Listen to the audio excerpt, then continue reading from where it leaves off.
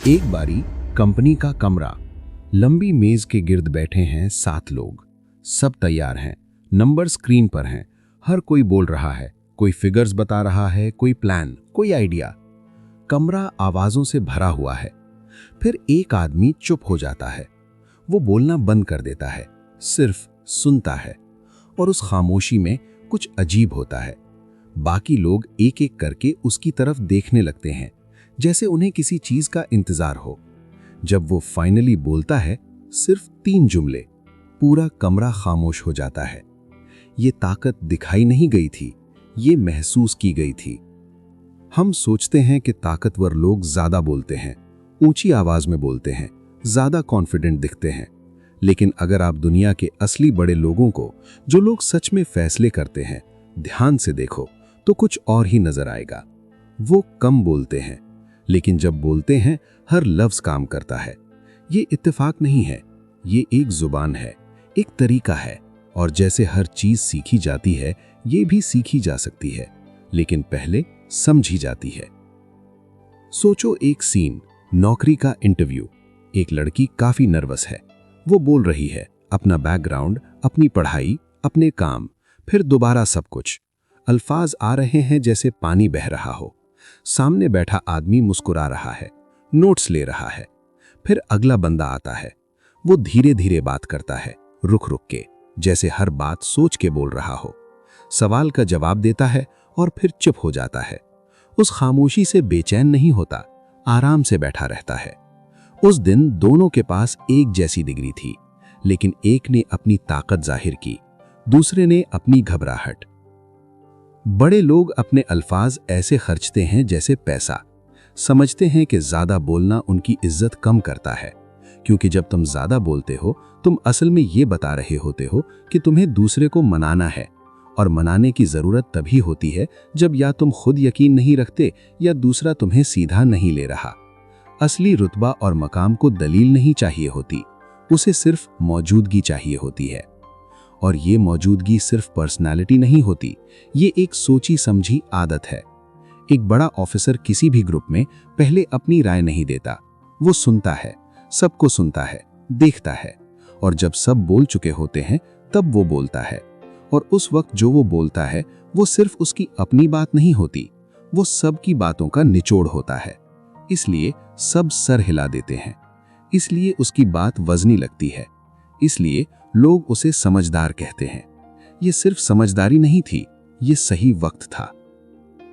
अल्फाज से पहले आता है बात को किस एंगल से शुरू करना। ये समझो, जब एक होशियार आदमी किसी मशवरे में आता है, वो पहले मसले को अपने अंदाज में बयान करता है। वो डिसाइड करता है कि बात कहां से शुरू होगी और कहां जाएगी। अगर तुम सिर्फ जवाब देते रहो, तुम पहले ही एक कदम पीछे हो। लेकिन अगर तुम बात का रुख अपने हाथ में लो, तुम पूरी गुफ्तगू का ढंग अपने तरीके से बना रहे हो। यही फर्क होता है आम आदमी और समझदार लीडर में। आम आदमी जवाब देता है, समझदार आदमी बात का रुख बदल देता है। अब बात करते हैं उस चीज की जो सबसे कम समझी जाती है, खामोशी। खामोशी मुश्किल नहीं होती।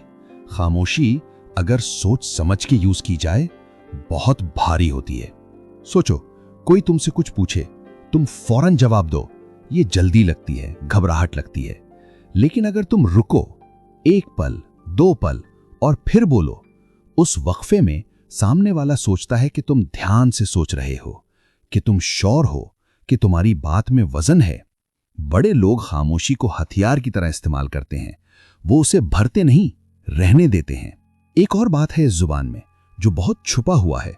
जब कोई जल्दी में रिएक्ट करता है, आवाज ऊपर जाती है, अल्फाज तेज हो जाते हैं, आदमी आगे झुक जाता है, वो असल में अपनी ताकत खुद अपने हाथ से दे देता है। क्योंकि इस तरह रिएक्ट करना ये जाहिर करता है कि कोई चीज तुमसे बड़ी है, कि हालात तुम्हारे ऊपर हैं, तुम उनके ऊपर नहीं। लेकिन जो लोग ताकत की ये जुबान जानते हैं, वो सीधा उल्टा करते हैं। दबाव में धीरे हो जाते हैं, टकराव में खामोश हो जाते हैं, मुश्किल में ठंडे रहते हैं। ये अपने आप को दबाना नहीं है, ये अपने आप पर काबू है, अपने अल्फाज पर, अपनी आवाज पर, अपने अंदाज पर। असली ताकत वहां नजर आती है जब सब कुछ उल्टा पुल्टा हो और एक आदमी का लहजा नहीं बदलता। माहिरीन ने गौर किया है कि जो लोग धीरे बोलते हैं जो रुक रुक के बोलते हैं, जिनकी आवाज गहरी और ठहरी होती है, उन्हें लोग अपने आप ज्यादा काबिल, ज्यादा भरोसा करने लायक समझने लगते हैं। ये सिर्फ राय है, लेकिन दूसरों की राय ही हकीकत बनती है। बड़े लोग ये जानते हैं कि वो सिर्फ बात नहीं कर रहे होते, वो एक असर छोड़ रहे होते हैं हर गुफ्तगू में। रुतबा, दिलचस्प बात यह है कि ये सीधा नहीं दिखाया जाता, वो जाहिर नहीं किया जाता। जो लोग अपना रुतबा ऊंची आवाज में बताते हैं, वो असल में अपनी कमजोरी दिखा रहे होते हैं। सच में बड़े लोगों में एक खामोशी भरी बेनियाजी होती है। वो हर किसी से माफी नहीं मांगते, वो हर बात को जीतने की कोशिश नहीं करते। एक मजलिस में सबसे बड़ा आदमी वो नहीं होता जिसके पास सारे जवाब हैं, वो होता है जिसके सवाल सबको सोचने पर मजबूर कर देते हैं। फैसला करने वाले लोग एक और चीज अलग से करते हैं, वो बहस में नहीं कूदते, वो सिर्फ बातें सुनते और समेटते हैं। सुनने और मान लेने में फर्क होता है, समझने और झुक जाने में फर्क होता है। जब तुम हर बात पर पलटवार करो, हर बात को काटो, तुम एक ही दर्जे पर आ जाते हो। लेकिन जब तुम गौर से सुनो, सवाल करो और अपनी बात सोच समझ के कहो, तुम एक अलग खेल खेल रहे होते हो। ऐसा खेल जिसमें जीत का पता भी नहीं चलता जब तक सब साफ ना हो जाए।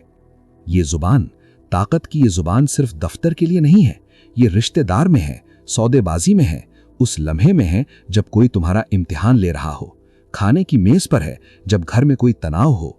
ये जुबान वहां काम करती है जहां भी दो लोगों के दरमियान कोई अनदेखा फासला तय हो रहा हो, और ये हमेशा हो रहा होता है। सबको एक जगह लाते हैं। हम सोचते हैं ताकत का मतलब है दूसरों पर काबू, लेकिन जो लोग सच में इस दर्जे पर होते हैं वो जानते हैं कि असली ताकत सिर्फ एक चीज का नाम है, अपने आप पर काबू, अपने अल्फाज पर, अपने वक्त पर, अपनी आदत पर, अपने अंदाज पर। क्योंकि जब तुम अपने आप पर पूरी तरह काबू में हो, दूसरों को अपने आप लगता है कि तुम कुछ और भी संभाल सकते हो। वो कमरा फिर से, वो खामोशी, वो 3 जुमले। आज समझ आता है कि उस आदमी ने कोई खास बात नहीं की थी, उसने सिर्फ सही वक्त पर, सही अंदाज में, सही अल्फाज चुने थे। क्योंकि असली ताकत बोलने से नहीं आती, समझने से आती है।